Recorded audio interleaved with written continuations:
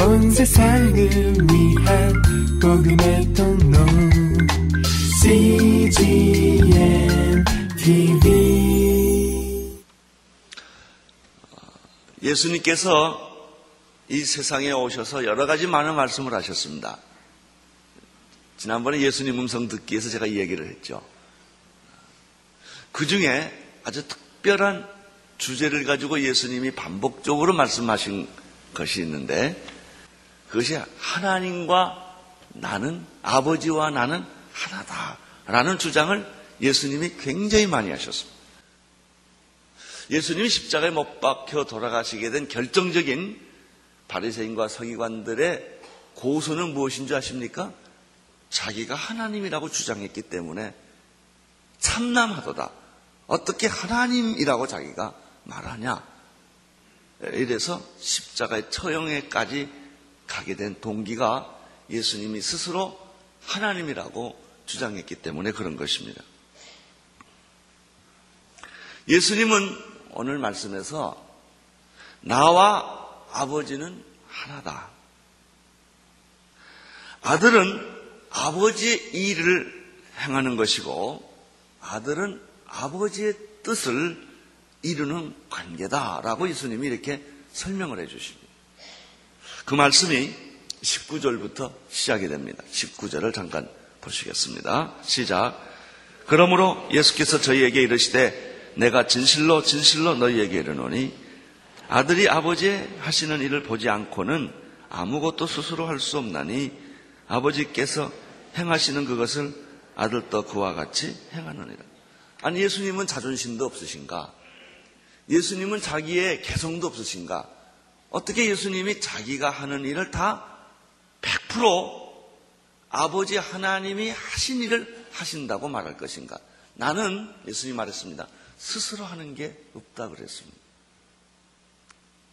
이만큼 예수님은 자신과 아버지의 관계가 완전히 하나라고 하는 것을 말씀해 주고 있죠. 우리는 이 말씀을 통해서 먼저 배우는 것은 진정한 아버지와 아들의 관계는 일치와 투명성이라고 하는 거예요. 일치와 투명성. 아버지와 아들 관계라는 게 뭐냐? 숨기는 게 없는 관계가 아버지와 아들 관계요. 아버지의 생각이, 아버지의 뜻이 그대로 아들에게 전달되어 그리고 아들이 그대로 사는 것이 아들과 아버지의 관계라는 거예요.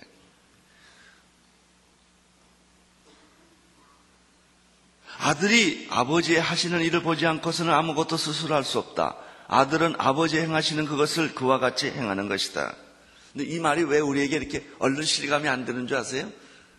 우리가 겪는 아버지와 아들 관계는 정반대니까. 그래서 그렇습니다. 대부분의 우리 사람들은요, 아버지와 아들 관계가 비극입니다. 물론 어떤 아들은 정말 아버지를 존경하고 아버지의 뜻대로 살아가는 아들이 가끔은 있습니다. 그런데 젊은 날, 사춘기를 거쳐서 젊은 날 아버지가 하는 걸 쪽쪽 반대로 하는 게 아들이에요. 박치기 하고 아버지 자존심을 다 긁어놓고, 그래서 아버지도 상처받고 아들도 상처받는 것이 우리가 경험하는 아버지와 아들 관계예요.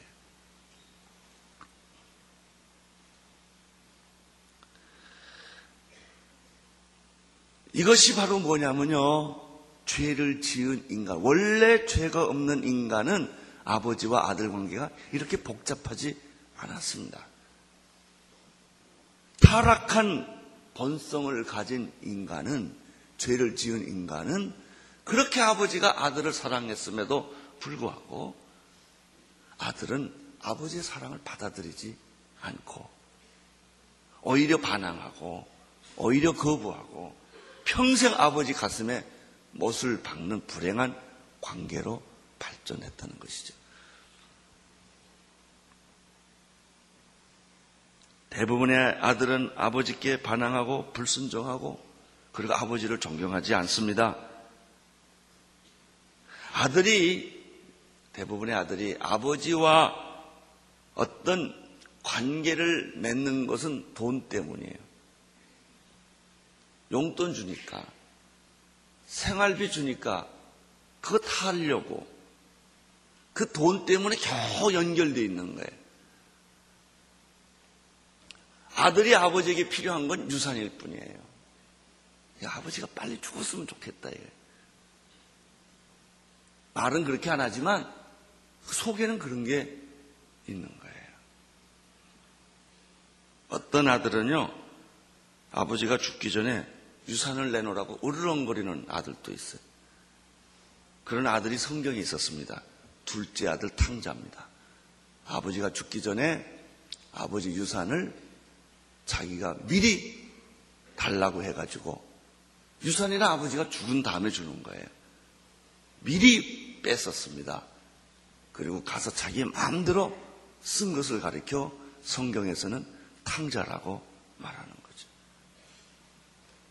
그 돈을 주면 아들이 인격이 망하고 미래가 망할 것을 아버지가, 나이를 좀 세상을 살아본 아버지가 왜 모르겠습니까? 그런데 오직 했으면 아버지가 아들에게 돈을 줬겠어요. 얼마나 조르고 못 살게 굴었으면 아버지가 아들에게 돈을 줬겠습니까? 나가서 뻔히 망할 걸 알면서. 이게 불행한 아버지와 아들과의 관계입니다. 그래서 아버지는 이러한 아들에 대해서 사랑 대신에 미움을 가지고 있고 축복 대신에 저주를 하고 있어요. 나가 죽어라 이거예요. 네가 내 아들이냐 이거예요. 이런 감정이 있는 거예요. 너무 화가 나니까. 기쁨 대신에 슬픔의 감정을 가지고 있죠. 세상에선 성공했고 사회적으로는 유명했어도 집 나간 아들 때문에 아버지는 늘 고난, 고통을 겪고 있는 것이 우리가 살고 있는 아버지와 대부분 아들 관계. 진정한 행복이라고 하는 것은 이 아버지와 아들 관계가 회복될 때 구원도 기쁨도 축복도 임하는 거예요. 여러분, 이렇게 아버지와 아들 관계가 소원하면 무슨 일이 생기냐면, 첫째, 대화가 단절됩니다. 같은 집에 있어도요, 그저 밥 먹을 때나 잠깐 보지 대화가 없습니다. 대화가 없으면 무슨 일이 생깁니까? 만남이 없습니다. 존재할 뿐이에요. 그러면 만남이 없으면 어떻게 됩니까? 관계가 단절됩니다. 이러한 불편한 관계는 아버지가 병들거나 죽을 때까지 가는 것들을 우리가 주변에서 종종 보게 됩니다.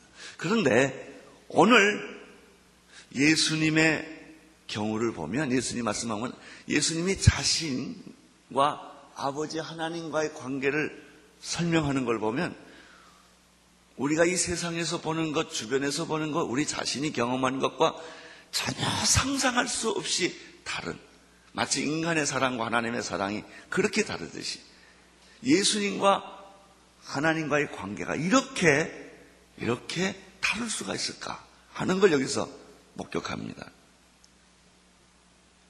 요한복음 14장에도 이 말이 비슷한 게 나옵니다.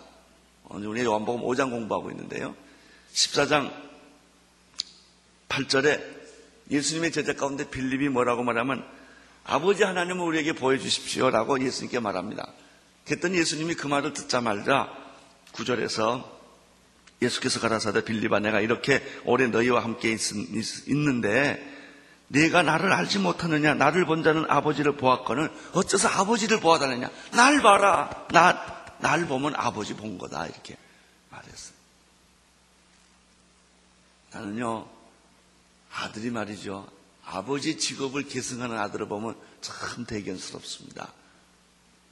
아버지가 존경하고 사랑스럽기 때문에 아버지가 가는 길을 아들이 따라갈 수만 있다면 그 얼마나 아름다운 것이겠습니까?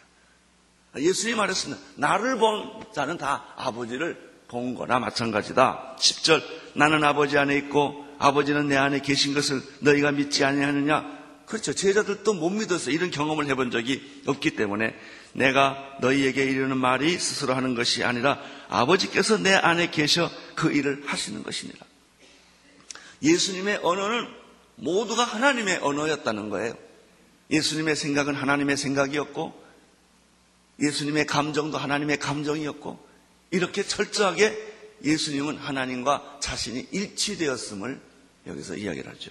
내가 아버지 안에 있고 아버지께서 내 안에 계심을 믿으라. 그렇지 못하겠거든 행하신 그 일을 인하여 나를 믿으라. 내가 진실로 진실로 너희에게 이르노니 나를 믿는 자는 나의 하는 일도 할 것이요 저도 할 것이요 또한 이보다 더 큰 것을 하리니 이는 내가 아버지께로 감이라.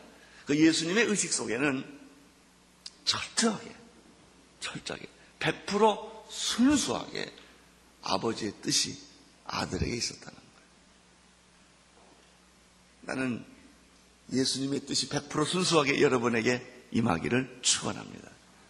내 생각이 예수님의 생각이요, 내 말이 예수님의 말이요, 내 감정이 예수님의 감정이라고 생각한다면 얼마나 좋겠습니까? 우리는 인간의 본성은 언제나 반항하는 본성, 인간은 수용하는 본성을 갖고 있지 않습니다. 언제나 배타적이고 반항하고 거절하고, 상처 가운데 가장 본질적인 상처는 거절의 상처예요. 늘 거절을 받아왔기 때문에 우리는 누가 나를 거절하면 이 감당을 못합니다. 나를 배척하거나 나를 인정하지 않거나 나를 거절하면 화, 분노, 앵거가 막 생기는 거예요. 이게 그래서 생기는 거예요. 모든 인간관계, 모든 상처의 본질은 그 앵거, 분노는 전부 이 거절감, 인정받지 못하는 것, 이 상처 때문에 생기는 것이죠. 예수님은 아버지에 대해서 그렇게 말하지 않았어요. 아버지와 나는 하나이다. 오늘 우리가 여기서 회복해야 되는 원리를 발견해야 되는 것입니다. 나는 오늘 여러분들 안에 반항하는 체질이 없어지기를 축원합니다. 분노하는 체질이 없어지기를 축원합니다. 상처 때문에 생기는 모든 것들이 예수의 이름으로 다 녹여지기를 축원하는 것입니다. 그때 내가 편하고 내 주변에 있는 사람이 편하고, 이상하게요, 용서가 사랑이 미움보다 크고요, 포기가 소유보다 능력 있고요, 이렇게 내가 내 자신을 바꿀 때 놀랍게도 예수님 주변에 있는 사람이 다 변하듯이 내 주변의 사람들이 변해가는 것을 발견하게 되는 것입니다.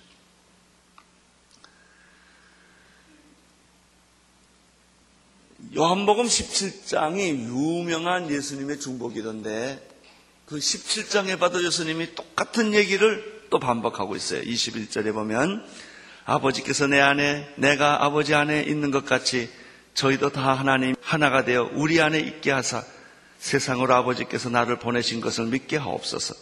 내게 주신 영광을 내가 저희에게 주었사오니 이는 우리가 하나 된 것 같이. 그러니까 예수님은 항상 생각 속에는 나와 하나님은 뭐다? 하나다, 이런 생각이 있어요. 제가 이 말씀을 듣고 회개를 많이 했습니다. 우리 교인들의 생각과 내 생각이 하나일까?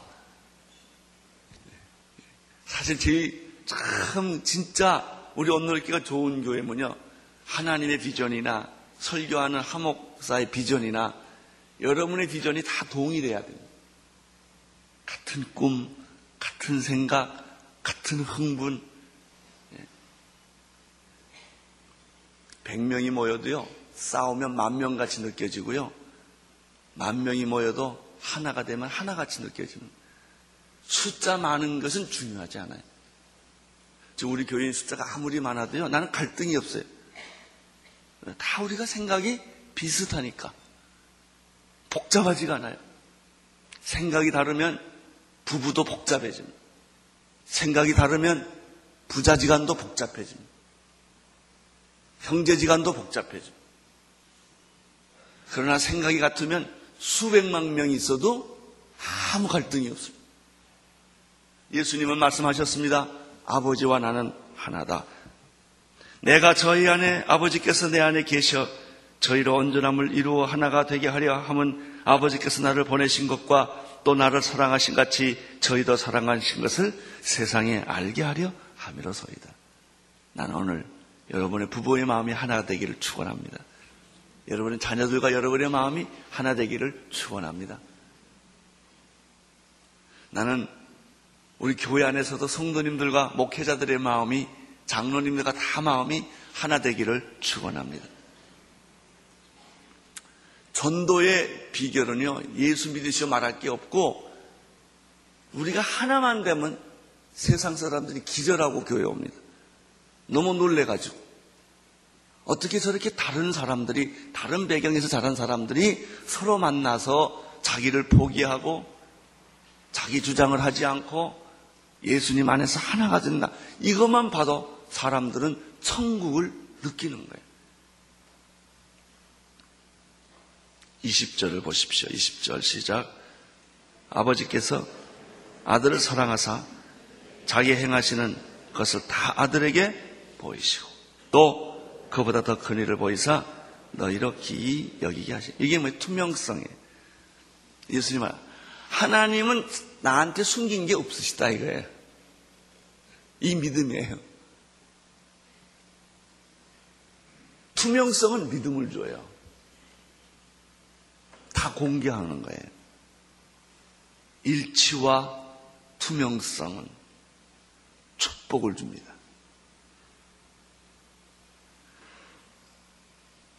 두 번째, 진정한 아버지와 아들의 관계는 어떤 것일까? 예수님이 일치와 투명성 얘기를 하셨습니다. 21절에 보면 부활 얘기를 예수님이 하십니다. 진정한 하나님과 아버지와 아들 관계는 부활의 관계다 하는 거예요. 21절 읽어주십시오. 시작. 아버지께서 죽은 자를 이렇게 살리신 같이 아들도 자기 원하는 자들을 살리셨느니라. 이 하나님 아버지께서요 하시는 아주 독특한 모습이 있습니다. 아들이 등장하면 아버지 역할을 끝낸다는 거예요. 이제 우리의 문제는요, 아들이 등장했는데도 아버지가 계속 역할을 하는 거예요. 후계자 전승이 안 되는 게 그겁니다. 후계자한테 맡기면 전임자는 물러가야 되는데 계속 뒤에서 영향력을 행사를 하려고 하는 거예요. 여기서 갈등이 생깁니다. 예수님은, 하나님은 어떻게 하셨습니까? 하나님은 원래 부활의 하나님이십니다. 부활은 예수님이 아니세요. 하나님이 부활이십니다. 죽은 자를 살리시고 없는 것을 있는 것 같이 부르시는 분이 하나님이십니다. 그 얘기가 로마서 4장 17절에 나타나죠. 기록된 바 내가 너를 많은 민족의 조상으로 세웠다 하심과 같으니 그의 믿은 바 하나님은, 아브라함의 믿은 바 하나님은 죽은 자를 살리시고 없는 것을 있는 것 같이 부르시는 하나님이다. 이렇게 기록하고 있습니다. 그렇습니다. 태가 끊어진 사라에게도 하나님은 약속대로 아브라함이 100세 때 더 이상 임신할 능력이 의학적으로 물리적으로 불가능할 때 하나님은 사라에게 임신을 시켜요. 왜 그런 줄 아세요? 이 부활의 능력 때문에 그런 거예요. 그 얘기를 로마서 4장 19절에서 20절에서 이렇게 표현하고 있어요. 그가 100세가 되어 자기 몸에 죽은 것 같음과 사라의 태가 죽은 것 같음을 알고도 아브라함은 믿음이 약해지지 아니하고 믿음이 없이 하나님의 약속을 의심하지 않고 믿음에 견고하여 하나님께 영광을 돌렸다. 그랬더니 부활의 능력을 가지신, 죽은 자를 살리신 그 하나님이 사라에게 아기를 주었다 이거예요. 우리 하나님은 없는 자를 있는 것처럼 부르시고 죽은 자를 살리시고 불가능을 가능케 하시는 하나님임을 믿습니다. 왜? 그 하나님은 능력의 하나님이요 부활의 하나님이요 부활 안에는 생명의 하나님이시기 때문에 그런 것입니다. 이삭의 경우도 마찬가지였습니다. 이삭의 예를 히브리서 11장 17절, 19절에 이렇게 해석을 해줬습니다. 믿음으로 이삭을 아브라함이 드렸잖아요. 믿음으로 이삭을 드렸으니 저는 약속을 받은 자로 돼 그 독생자를 드렸느니라.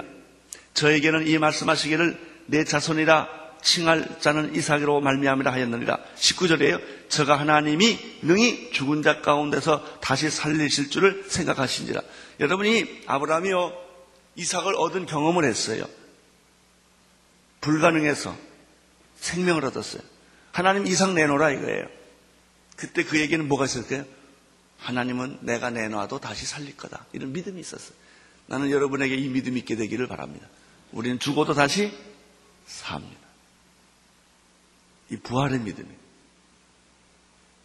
믿음을 가지고 있으면 우리는 어떤 절망도 이겨낼 수 있어요. 부활이니까. 아브라함이 그랬다고요. 아브라함이 어떻게 이삭을 끌고 모리아산에 아들을 데리고 가서 아들의 심장에다가 아버지가 칼을 꽂을 수가 있겠냐 이거예요. 믿음이 있었기 때문에. 부활의 믿음이 있었기 때문에. 내가 이 아들을 죽이면 하나님은 이 아들을 다시 살려줄 거야. 이 믿음이 있었어요. 여기서 모든 게 끝나지 않는단 말이에요. 이 믿음이 있었어요. 예수님이 십자가에 못 박혀 죽으면 죽음이 끝나는 게 아니에요. 너희가 못 박혀 죽인 예수를 하나님이 다시 살리셨죠. 할렐루야. 우리는 죽어도 다시 삽니다. 믿으시기를 바랍니다. 이게 믿음이에요. 우리 하나님은 부활의 하나님인데 그 예수님께서 십자가 못 박혀 죽으셨을 때 하나님은 자기의 부활의 능력으로 예수를 살리셨어요. 그런데 중요한 것은 뭐냐면요. 예수님이 이 세상에 우리를 구원하기 위하여 육신으로 오셨을 때부터 하나님은 딱 닫으세요. 그리고 부활의 모든 권위와 능력을 누구한테 이양해요?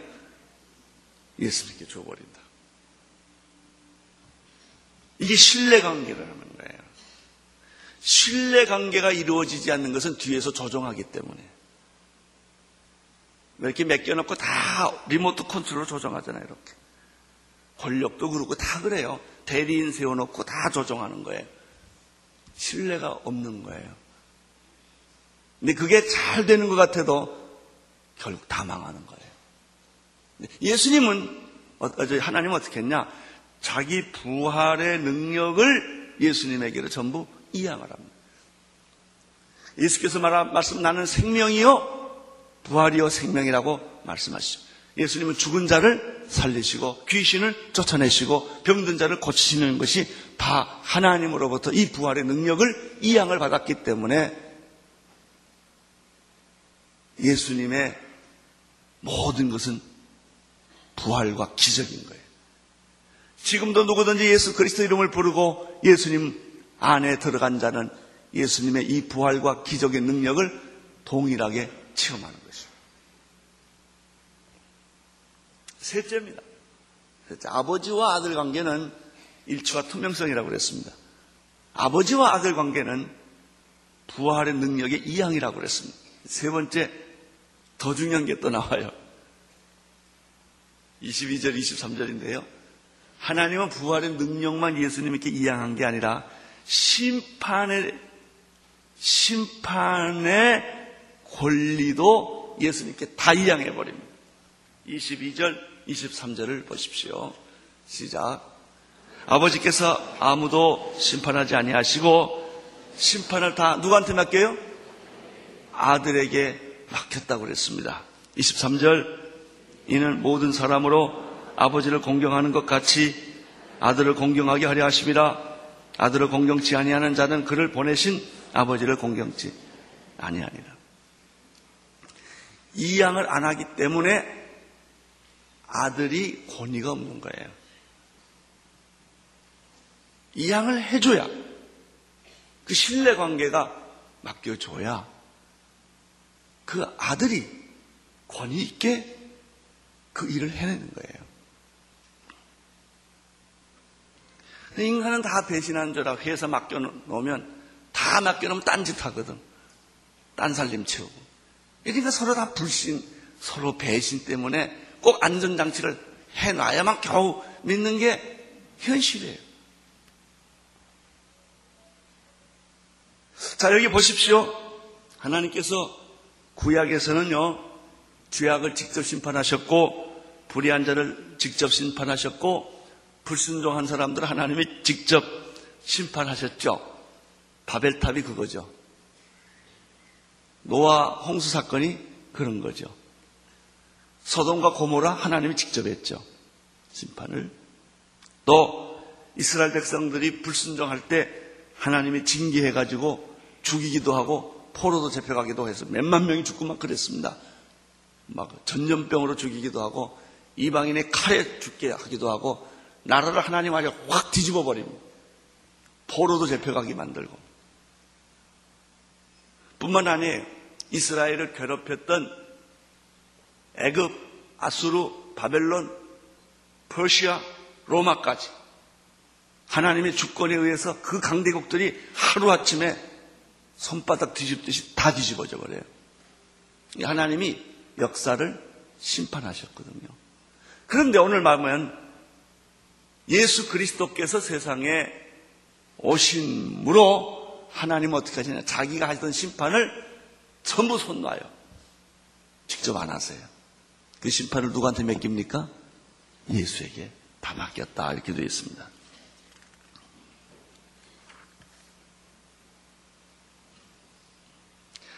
그러므로 하나님을 두려워하고 하나님을 존경하는 것을 다 아들 예수에게 이것을 쏟아보아 준 거지요. 그럼 예수님은 어떻게 심판하십니까? 하나님처럼 하지 않으세요. 예수님의 심판의 기준은 신약에 오면 달라져요.